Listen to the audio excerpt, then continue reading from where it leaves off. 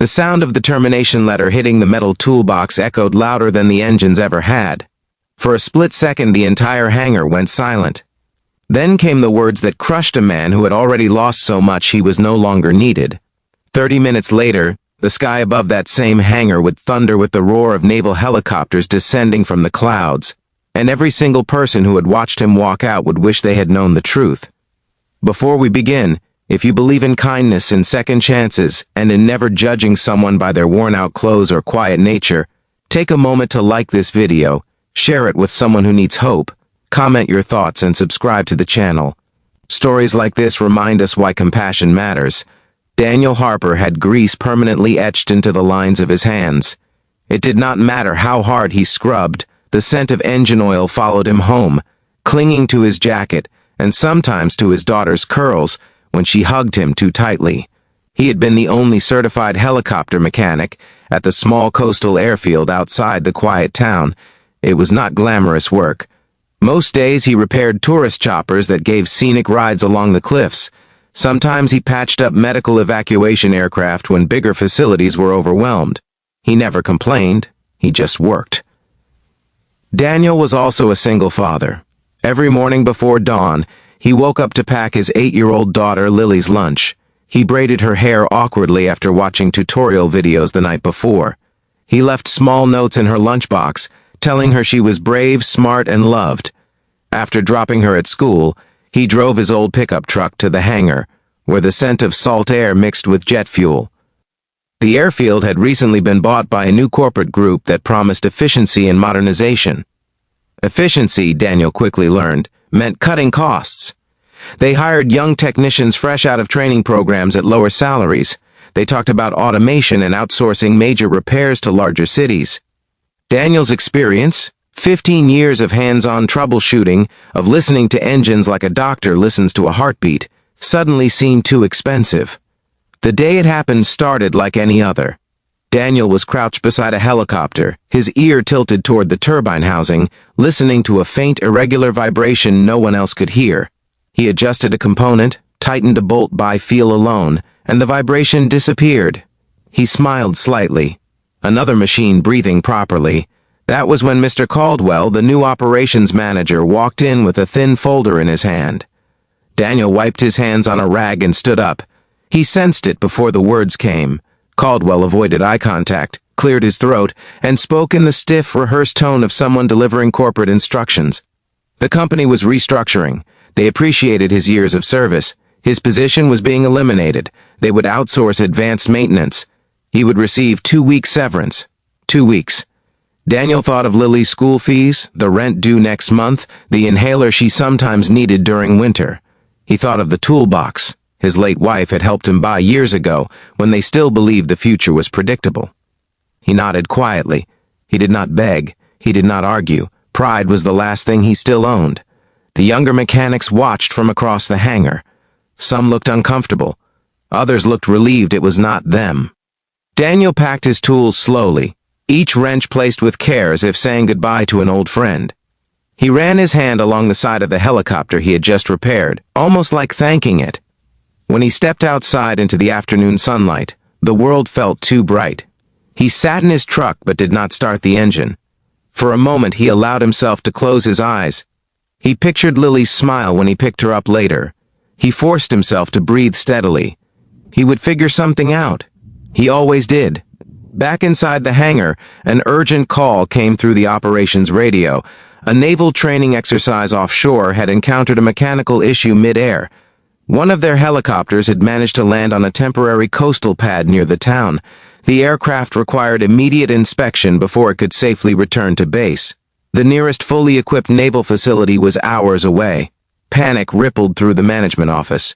The new technicians stared at the specifications transmitted over email. The helicopter model was older, a complex variant rarely seen in civilian fields. None of them had hands-on experience with it. The manuals were dense, technical, and not easily navigated under pressure.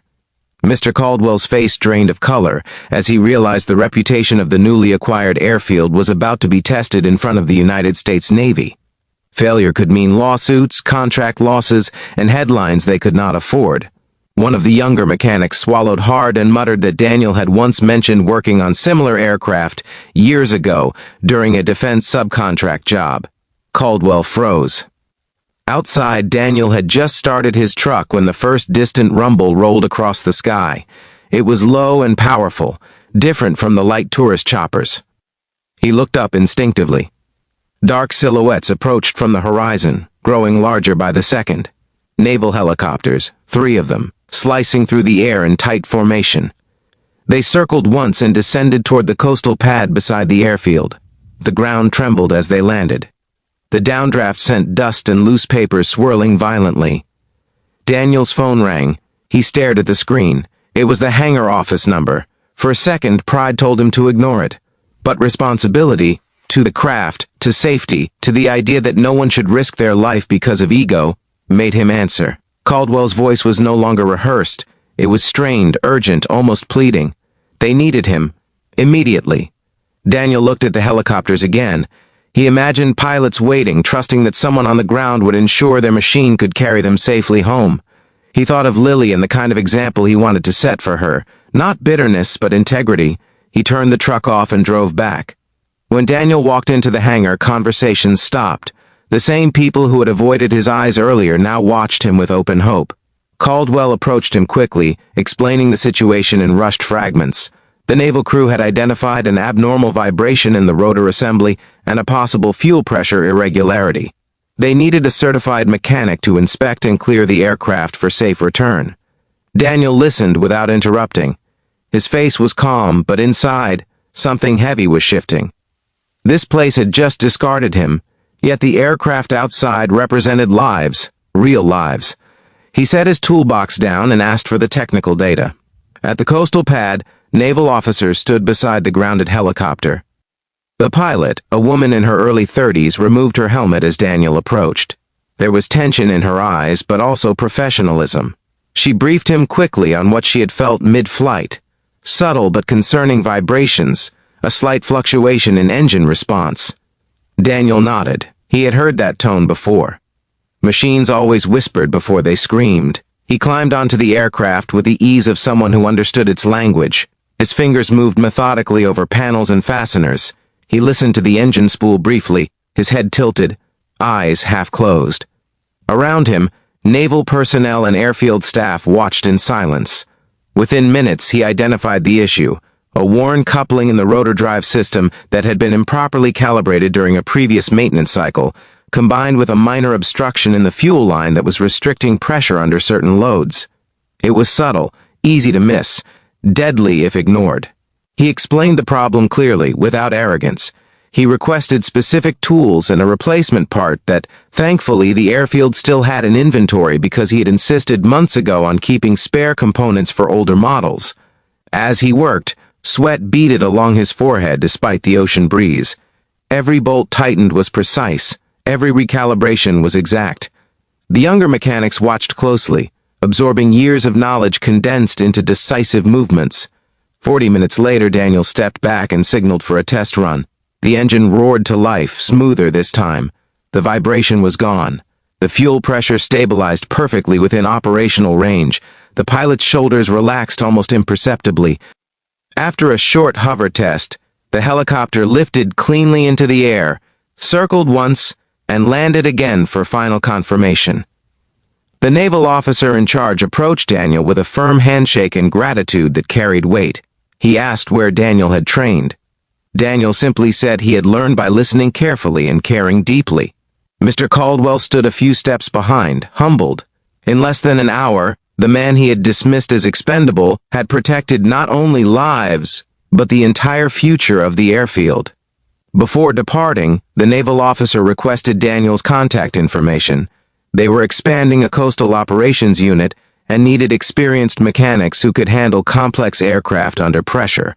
The position would include full benefits, stable hours, and educational support for dependents. Daniel felt something inside his chest loosen for the first time that day. As the naval helicopters lifted off again, their synchronized ascent painting shadows across the runway, the entire airfield stood watching. The same sky that had seemed indifferent earlier now felt like a promise. Caldwell approached Daniel once more, this time without a folder, without rehearsed lines. He offered an apology and asked him to reconsider staying, promising higher pay and a supervisory role. Daniel listened respectfully. But he thought of Lily, of stability, of being valued before crisis struck, not only after. He thanked Caldwell for the opportunity he had once been given years ago. Then he picked up his toolbox. That evening, Daniel arrived at Lily's school just as she was stepping outside. She ran toward him, her backpack bouncing. He lifted her into his arms, grease and all, and held her a little longer than usual. He told her that sometimes losing something was not the end, but the beginning of something better. He told her that being kind and doing the right thing, even when others do not, always matters. A week later, Daniel began his new position with the Naval Operations Unit. The pay allowed him to move Lily into a safer neighborhood closer to better schools. He attended her science fair without worrying about missing overtime shifts. He started teaching her about engines, about how listening carefully can solve problems others cannot even hear. Back at the small coastal airfield, the story of the day the helicopters landed became local legend. The younger mechanics often repeated what they had learned: experience is not outdated, it is earned, and humility can arrive as quickly as thunder from the sky. Now, if this story touched your heart, if you felt the weight of Daniel's quiet strength and the power of integrity over pride, please take a moment to like this video, share it with someone who needs encouragement, comment your thoughts, and subscribe for more stories that remind us what truly matters. And before this story ends, I have a special request. Comment the word respect if you believe hard work and kindness should never be underestimated. Daniel never sought revenge. He never boasted about the day naval helicopters descended like a storm to prove his worth.